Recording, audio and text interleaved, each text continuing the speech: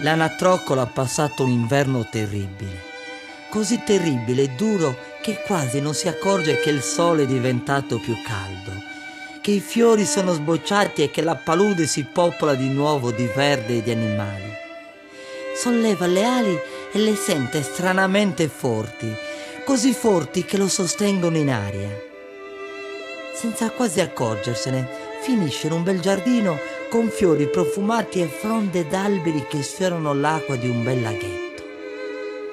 Ma ecco che dal folto del bosco sbucano tre cigni. Sì, li riconosco. Come sono belli, come scivolano sull'acqua.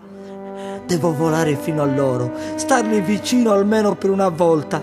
Mi beccheranno, mi uccideranno perché un bruttone come me osa avvicinarsi a loro così belli. Ma preferisco morire ucciso da un cigno piuttosto che sopportare ancora gli insulti delle anatre, le beccate delle galline, le pedate della ragazza del pollaio, il gelo dell'inverno. Eccomi, vi vengo incontro. Ecco, abbasso il collo.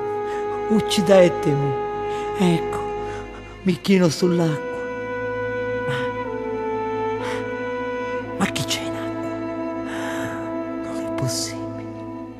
Non è possibile. Ma sono io. Ma non mi somiglio.